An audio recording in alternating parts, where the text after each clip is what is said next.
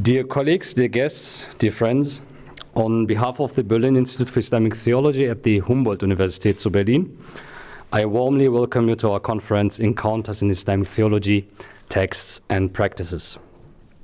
This conference is part of the project funded by the Federal Ministry for Education and Research, the BMBF, and marks the end of the so-called first phase of this funding and is simultaneously the transition to the second phase that will start in January 2024 for additional 5 years. The BMBF funded 2 professorships, the Professorship for Islamic Intellectual History held by Professor Mohammad Gharaibeh, and Comparative Theology from an Islamic Perspective held by Professor Topkara, and 2 junior research groups. The first group's focus lies in perspectives of religious diversity in the Islamic theology. Topics such as embodiment, emotions, and religious understanding are only a few, among others, that build up the common ground of the 4 research projects within this group. The second group, again with 4 different research projects, engages with the question of Islamic theology in context, scholarship, and society. Its goal is to focus more on the practical dimension of the Islamic tradition and explore more the religious performance of the believers. In this way, the group expands the body of knowledge and references of Islamic theology and includes the various areas and concepts of practice so that the group strengthens the interdisciplinary research at the BIT. The insights gained in this way will ultimately have an impact on various socially relevant areas of practice, such as the education sector, areas of practical theology, religious education, social work, and social ethics. Our conference this week brings all these different perspectives together, why we called it Encounters in Islamic Theology, where theologians and scholars of Islam come together and discuss about the rich tradition of Islamic sciences, the so-called Ulum al-Islamiyya. Before dealing with the concept of the conference, about which my dear colleague and friend Mohammad Gharaibeh will talk, I want to highlight some important aspects about Islamic theology in Germany in general, and the Berlin Institute for Islamic Theology in particular, the so-called BIT. The BIT is one of the youngest centers since the establishment of the academic or university-based Islamic theology in Germany. As most of you know, the first centers were founded in 2011, some of which grew out of already existing Islamic theological or Islamic pedagogical programs from 2007 onwards. The major factors for the need of an academic Islamic theology in Germany was primarily religious education and interreligious dialogue.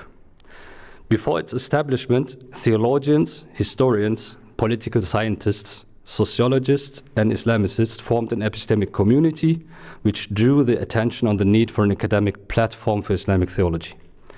Islamic theology in Germany departed from this starting point, however, did not reduce its scope of interest on these 2 major factors, the religious education and interreligious dialogue, since both for interreligious dialogue and even religious education, Muslim theologians needed to focus first on their own tradition of science and had to deal with fundamental questions.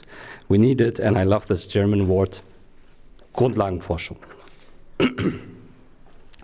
With the decision of the German Council of Science and Humanities, Wissenschaftsrat, in the year 2010, and the funding of the BMBF, several centers have been established in Erlangen-Nuremberg, Frankfurt-Gießen, Münster, Osnabrück, and Tübingen.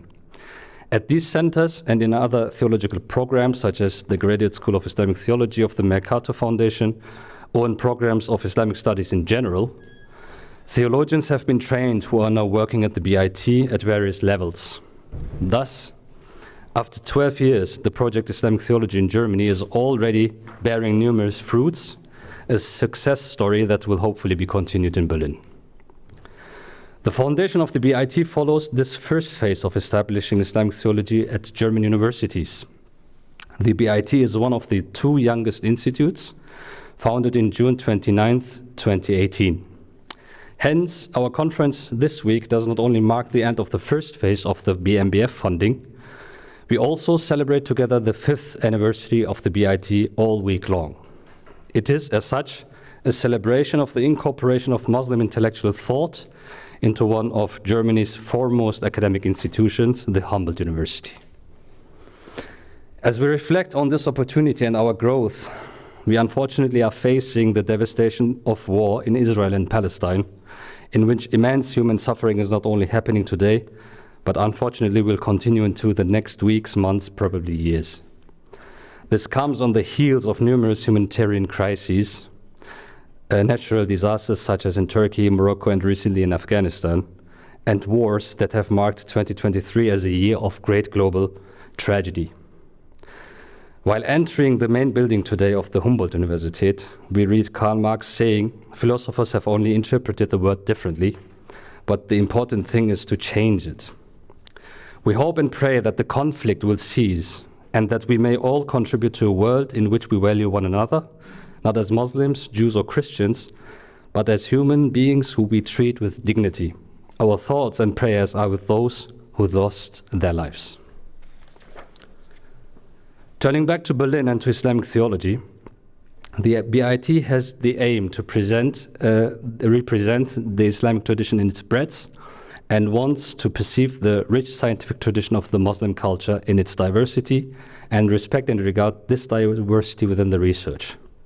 This can also be seen in the denomination of the professorships. We are 6 professors for religious education, textual science, Quran and Hadith, Islamic systematic theology, Kalam, Islamic intellectual history, comparative theology, and Islamic law.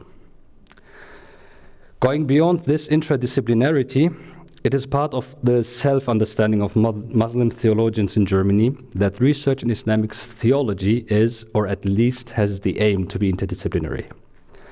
Both the aforementioned joint research groups and several research projects led by the professors of the BIT, some of which have already been completed and some of which will start soon, aim to meet this goal. For instance, some projects relate methods and theories of canon studies and sociology to the Muslim tradition. Others incorporate elements of and methods of digital humanities. Another feature of Islamic theology, at least as we understand it in Berlin, is that theology emerges in context. Thus, the BIT has a dynamic understanding of theology. We both critically process the historical development of the theological disciplines and try to understand how Islamic theology can be understood and shaped today. This also includes interreligious research and networking. We are in close dialogue with the Institute for Catholic Theology and the Faculty of Protestant Theology. In cooperation with the Christian and Jewish theologies, we established an interdisciplinary Center for Interreligious Studies with the title Traditions in Transformations that started its program recently and will be the host of the international conference Transformations of Traditions Through Interreligious Encounters in December this year. Having said this about the BIT at the Humboldt Universität, we should turn now to the concept of the conference, but before doing so, and leaving the floor to Mohammad Gharaibeh, I have to make some organizational remarks, of course. Please do not forget to sign up for the dinner lists. Unfortunately, we do not have a funding for the dinner, so that everyone must cover their own expenses. I'm sorry for that.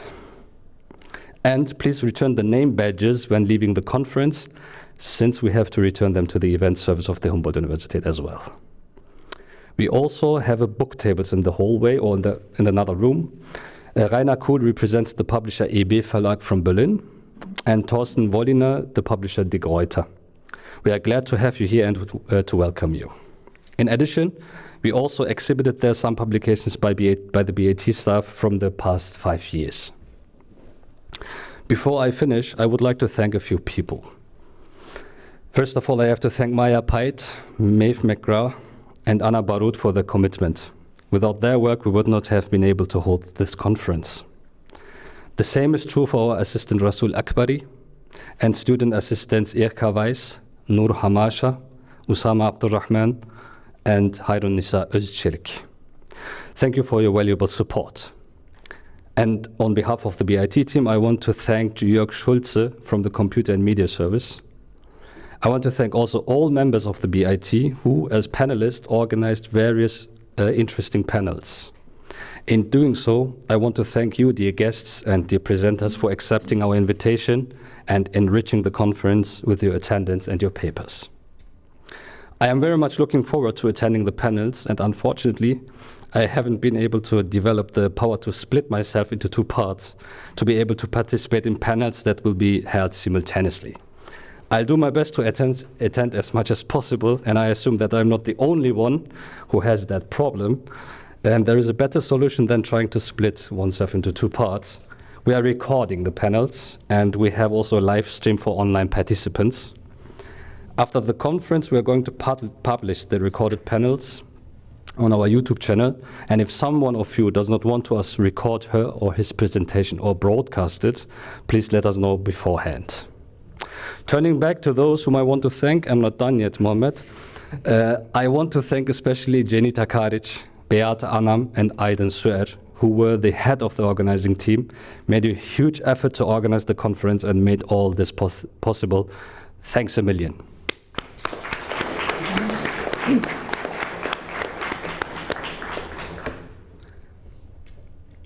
There is one more name, I promise, I want to mention before I end my welcome speech, and whom I want to give the floor. This is you, Mohammad. I want to thank you, Mohammad, who is also the principal investigator of the BMBF project, who designed the concept of the conference and included all members of the BIT and the whole process of shaping the conference program. For more insights into the concept of the conference, I would like to turn the word over to Mohammad. Dear Mohammad, I'm finally done. The floor is yours.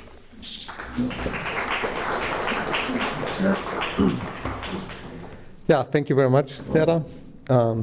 You could have talked longer if you wanted. I think everybody's happy to hear your voice, your kind and still kind words. So I would like to welcome everybody as well, and thank especially also all the hands that helped to organize this conference, specifically Cenita, who was my co-worker, assistant, and colleague for a too short period of time. I think it was only 3.5 years or so, and then well-deserved got a position at the University of Amsterdam as a professor. Congratulations for you. And I always have it's kind of very emotional when it gets to that, because I really enjoyed working with her, and I think she's a very kind and brilliant and critical person, mind, and a good scholar. Thanks. As for the conference, I also have to thank all the members of the research units, the Nachwuchsgruppen. It's a very stupid German word, so let's say our researchers and colleagues in early career stages who put the theme together and wrote the introduction, from which I will also cite, of course, because it's a good work. And yeah, it's always nice to see that so many people responded to our invitations and take upon them the long travels from Indonesia and the US and some other places as well. I think I'm not very familiar with the specifics. I'm sorry for that. The institutionalization and development of Islamic theology in Europe in recent years have come with certain implicit and sometimes also explicit expectations by politics and the society, and have presented many challenges and possibilities for scholars of Islam and Muslim theologians. Some of them are related to security issues, politics of integration, domestication of Islam and actually of Muslims, legal representation of Muslim communities, and many more. And whether or not one responds to these expectations, research, publications, papers, and lectures, public appearances, and activities cannot escape the normativity that were either produced consciously or that are attributed to it.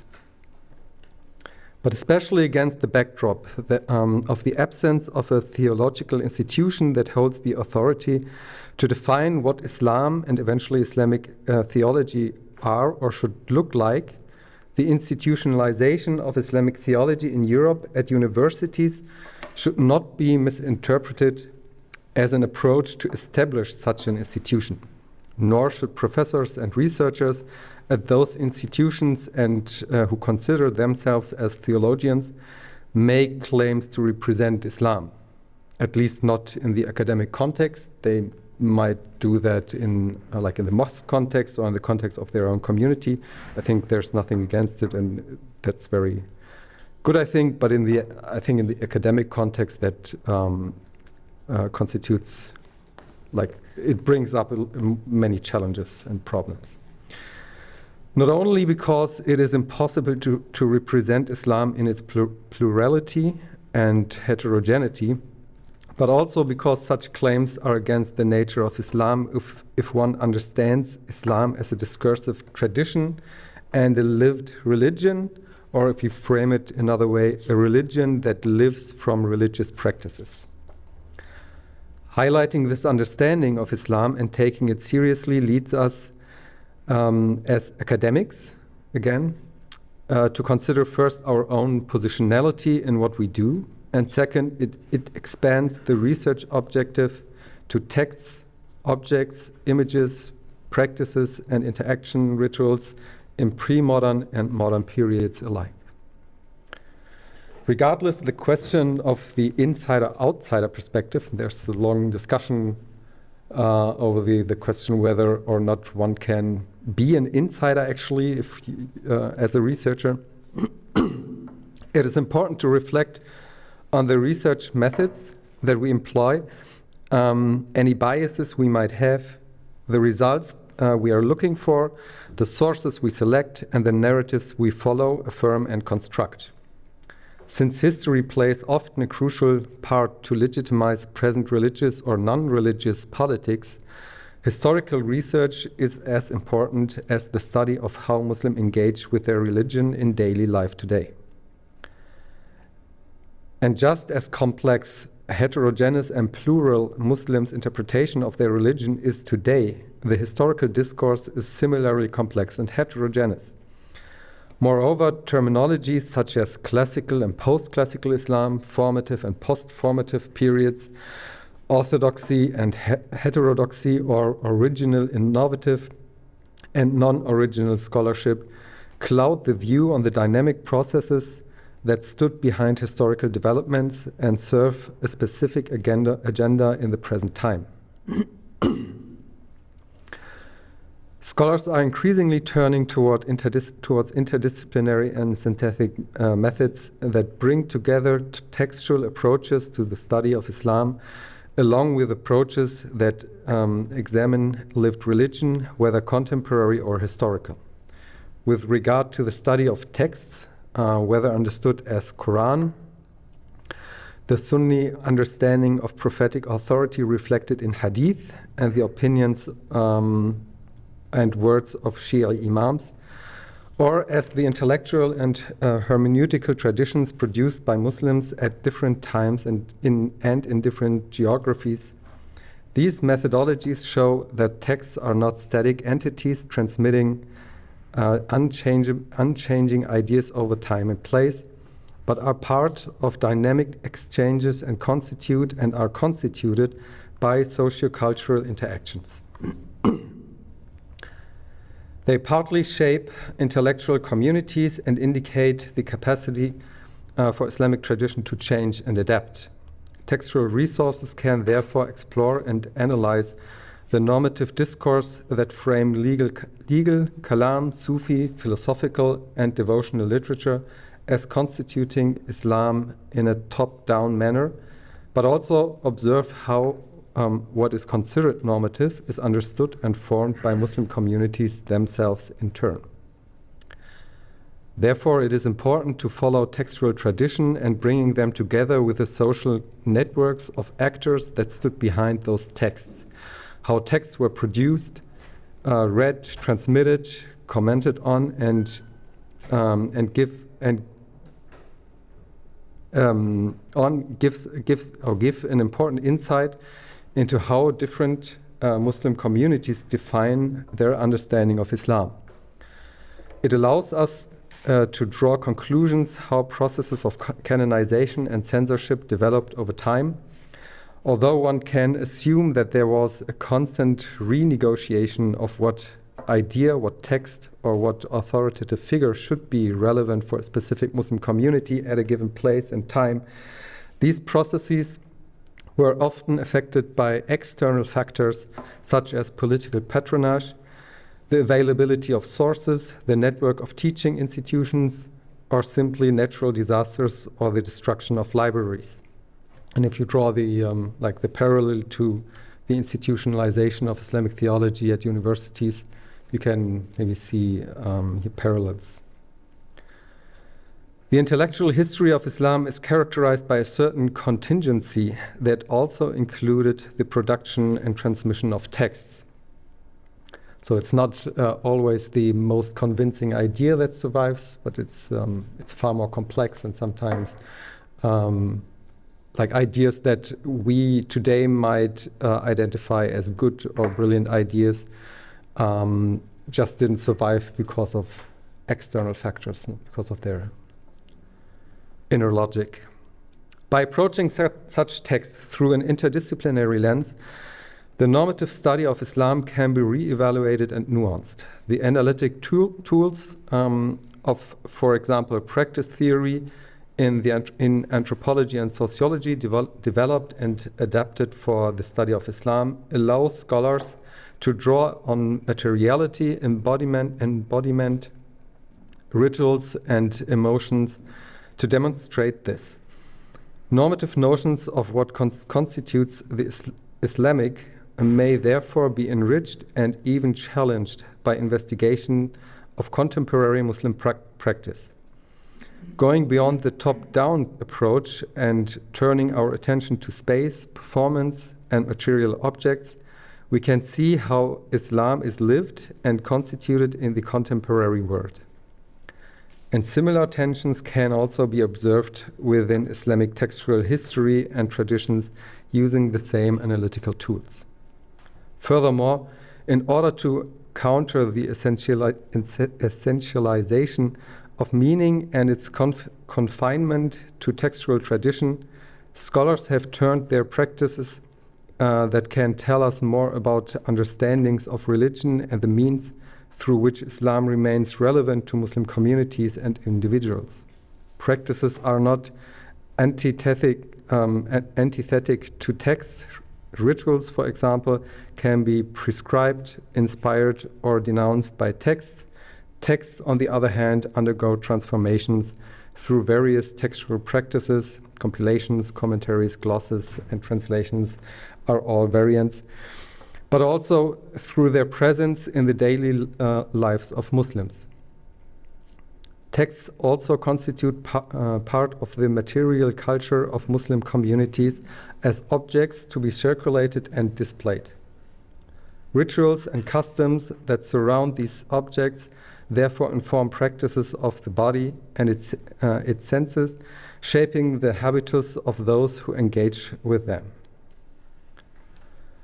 One of the challenges in the study of contemporary Islam is how to shed light on people, texts, practices in the so-called peripheries of Islamic world. Such explorations would help in understanding not only the particular local responses to changes and interpretations of what is considered to be Islamic, but also commonalities that foster unity and diversity. The interplay between local expressions of Islam and the supposed standardized language of Islam shows that diverse Islamic theological discourses manifest in a variety of ways, as shown through the examples of devotional piety, such as the Mawlid practices. Similarly, new trends in researching Islam focus on the mechanisms of authority behind knowledge production. The ulama and the standard producers and disseminators of knowledge have in many ways determined the scope and content of theological debates. This is not only due to the fact that especially in pre-modern societies, everybody who could read and write actually was like seen as a alim mostly, although there's an increase in also people who did not belong or weren't perceived as ulama, who learned actually reading and writing and wrote stuff, and but it's also a strong bias in our selection of research topic that we mostly focus on the so-called normative discourse and the writings of scholars, and that's I think like we should broaden our perspective here.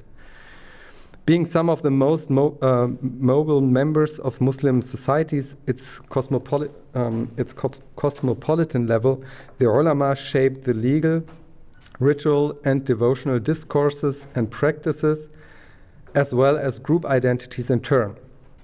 At least if we just focus on their writing, that's our impression then.